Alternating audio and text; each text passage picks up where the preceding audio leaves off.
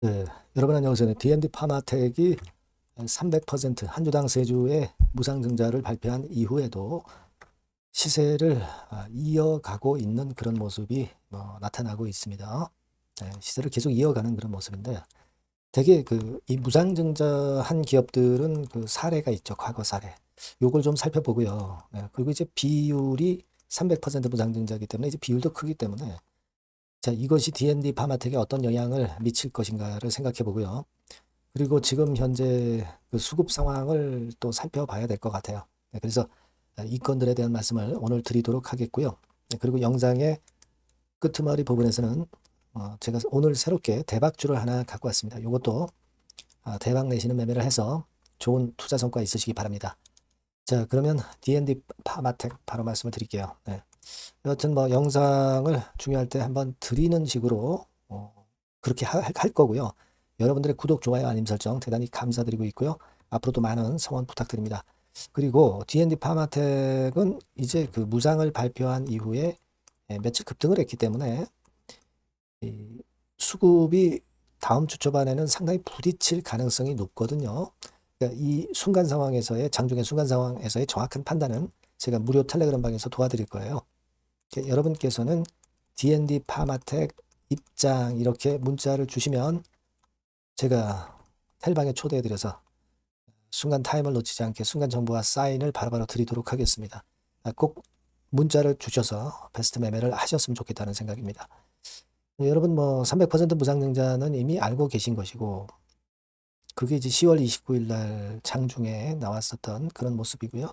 그때부터 시세 흐름이 이어져서 결국 지금 현재는 상당한 시세를 내고 있습니다. 한 50% 이상 급등을 했죠.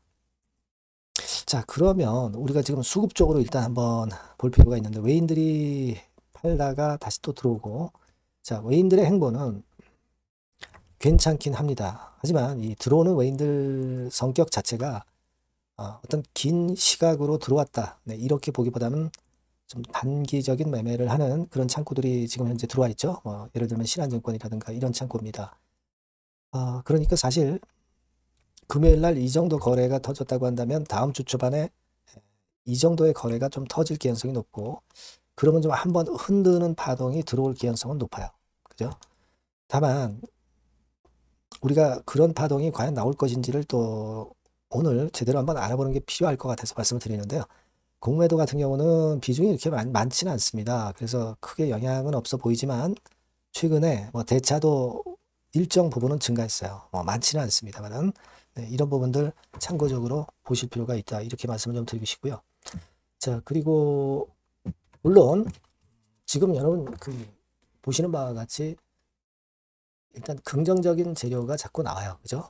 D&D 파마텍과 관련해서 특히 비만 치료제 쪽으로 진출하면서 이쪽에 기대감 있는 재료들이 많이 나오고 이 무상증자 이전에도 비만 치료제건과 관련한 재료들이 나옵니다. 자, 그런데 우리가 지금 현재 생각해 볼 것은 이 무상을 발표하기 이전에 물론 다른 재료가 섞여 있었다고 보지만 시세는 상당히 미리 급등을 했다는 것을 생각하셔야 됩니다. 그죠? 우리가 다른 크게 증자를 했던 기업들의 상황을 보면 과거에 여러분 SCL 사이언스라고 있었어요. 네, 이것도 한 300% 정도 무상증자를 했죠. 그래서 이만큼 시세를 한번 낸 적이 있습니다. 대개 한 60% 정도 시세를 내고 그 다음에 이제 권리락이 돼서 밑으로 거꾸라졌죠. 자, 근데 그때와 지금은 상황은 틀리지만 여하튼 증자 비율이 많았던 기업도 결국은 이제 급등이 있으면 또 흔드는 패턴이 나온단 말이에요. 스튜디오 3익 같은 경우 이 종목 같은 경우도 이게 발표한 게 언제냐면요. 200% 했죠. 8월 25일 날 했죠. 8월 25일 날 바로 이때입니다.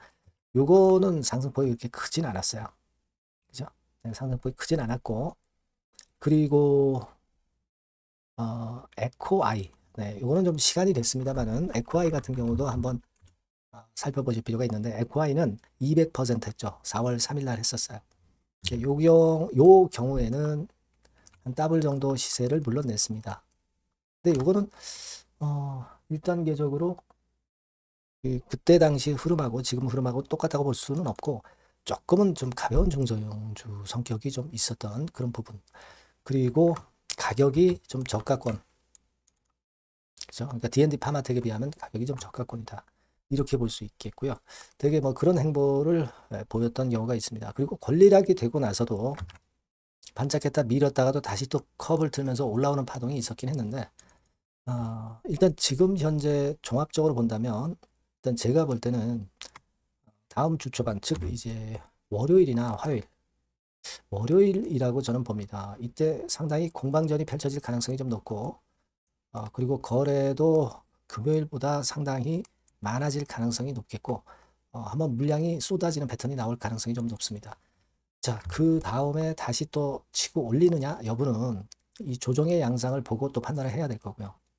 그렇게 보고 있어요. 그러니까 제가 볼 때는 금요일 날 가격대 위쪽의 시세권을 월요일 날 한번 준다고 한다면, 전체 물량 중에서 일정 부분 정도는 한번 물량을 덜어내도 다시 밑에서 매도할 찬스도 올 것이고, 그리고 이제 남아있는 보유 잔고도 있기 때문에 뭐 그걸 나중에 끝까지 가져갈지는 모르겠지만, 뭐 이를테면 보유하고 있는 것을 권리부 시세 때까지 가져간다면 한 주당 3주 정도는 받는 거 아니에요. 그러니까 지금보다는 주식 수가 더 많아질 거예요. 그죠? 네.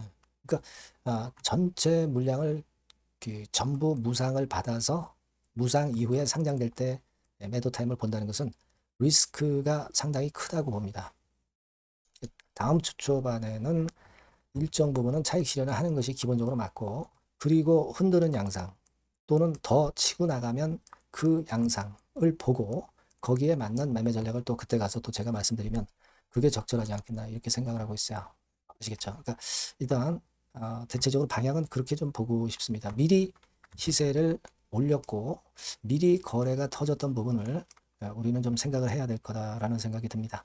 현금은 사실 많아요. 현금 많고 그 부분에 있어서는 하자는 별로 없어요. 네, 하지만 무상을 했다는 것 자체, 미리 급등을 했다는 것 자체를 여러분들이 생각해 볼 필요가 있습니다. 여기 보신 바와 같이 유동금융자산이나 현금성 자산은 좋아요. 그러니까 뭐 증자를 한다든가 뭐 그런 패턴으로 주식 가치를 희석하는 그런 패턴은 나오지 않을 거고, 유상증자요. 일단 무상증자라 좋긴 한데 차후에 물량 압박을 생각하셔야 됩니다. 그래서 이 부분들은요, 제가 장중에는 긴급한 정보나 긴급한 사인이 있을 때는 제가 바로바로 문자를 드릴 겁니다. D&D 파마텍 이렇게 문자를 꼭 주시면 제가 여러분들한테 정보를 드리고 사인을 계속 드릴 거예요. 네, 꼭 문자를 주시고요. 무료 텔레그램 방에서도 좀 더 자세하게 말씀드립니다. D&D 파마텍 입장이라고 문자 주시면 제가 끝까지 최선을 다해서 무료 텔레그램 방에 초대해드려서 최선을 다해서 끝까지 여러분들 곁에 있을 겁니다. 네, 꼭 문자를 주시는 것이 베스트 매매를 하기 위한 첩정이다. 이거 다시 한번 말씀드리니까요. 꼭 문자 주세요. 자, 그리고 제가 서두에 말씀드렸지만 이 대박주를 말씀드린다고 그랬죠. 지금 말씀드릴 테니까 말씀 잘 듣고 대박 내시기 바랍니다. 네, 여러분 수익 화끈하게 낼 만한 대박주를 말씀을 드리는데요.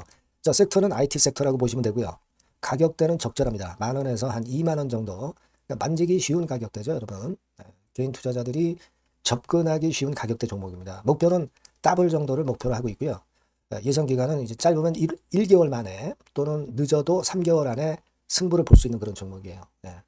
자, 이 종목의 주봉 차트를 한번 보시면 이런 식입니다. 그러니까 주봉 차트상으로 여러분 4번 정도 바닥을 만들었죠. 그러니까 대형주 같은 경우 엄청 급등한 종목들 많습니다, 여러분. 근데 이 종목을 여러분들이 지금 따라가서 먹을 게 얼마 없어요. 그리고 좀 흔들리면 불안해서 털고 나오고, 실제로 매매하기가 상당히 까다롭습니다. 그러니까 생바닥에 완벽한 바닥 구성한 종목을 여러분들이 선택하시는 게 좋아요. 대형주보다는 중소형주 탄력성이 크죠. 네, 얘네들 차례예요. 네, 얘네들 차례입니다. 이쪽을 여러분들이 공략하실 필요가 있어요. 그리고 상승 초기 시동 거는 단계이기 때문에 그래서 유리하다는 거 다시 한번 강조를 드리고요. 자, 그 다음에 이제 말씀을 드릴 수 있는 부분은 이미 급등한 대형주보다 이제 시작하는 중소형 성장주라고 말씀을 드렸어요. 생바닥 상승 초기 국면 진입 중소형주라고 말씀을 드렸습니다. 그죠? 수급적으로 특징이 있는데 그 특징은 뭐냐면 1, 2개월 동안 외인들이 들어온 게 아니라 무려 5개월간 외인들이 들어온 종목입니다. 자, 여기 보시면 확인이 되시죠? 이 빨간 선이 이제 외인입니다. 1, 2개월이 아니에요. 5개월 동안 계속해서 매집을 해왔는데 주가가 그렇게 크게 못 올랐어요. 아까 그 주봉 차트 이제 보셨잖아요. 그죠? 네, 그런 강점이 있는 종목이다. 이겁니다, 여러분. 이거 좀 생각하셔야 되고. 자, 그리고 이제 가장 큰 강점은 뭐냐면 미래 기업이라는 거는 자꾸 인원을 구조 조정을 하게 돼 있어요. 자꾸 줄어듭니다. 급건과 관련해서 최대 모멘텀이 있는 종목이에요. 이게 특징적입니다, 여러분. 그리고 지금 현재 IT 장비도 물론 가장 큰 모멘텀이 있는 종목이지만 2차 전지 사업까지 범위로 확장을 하고 있어요. 최근에 2차 전지들 이제 떠오르기 시작하죠, 여러분. 하기 때문에 우리가 이 종목 집중을 해야 된다고 봅니다. 그리고 이 종목의 특징은 실적 자체는 좀 우리가 확실하다고 보기는 어렵습니다. 아직까지는 실적은 조금 처져요. 네. 하지만 이 실적보다는 미래 성장성하고요. 재무적인 부분이 너무 좋아서 안정성까지 겸비되어 있다는 거예요. 아시겠습니까? 그래서 이 강점이 있는 거예요. 부채 비율은 뭐 10 내지 30%밖에 안 되고 현금을 무려 1, 2천억 정도 확실하게 보유하고 있기 때문에 뭐 증자라든가 뭐 12BW 발행이라든가 이런 거 절대 없어요. 한 주당 가치가 희석화될 이유가 없다는 거죠. 네. 그리고 마지막 포인트로는 3차 상법 개정이 되면 최대 수혜가 될 수 있는 종목입니다. 3차 상법 개정의 중심이 뭡니까, 여러분? 이거 한번 잘 생각해 보세요. 예. 요겁니다, 여러분. 요 대박주는 꼭 한번 해보시고요.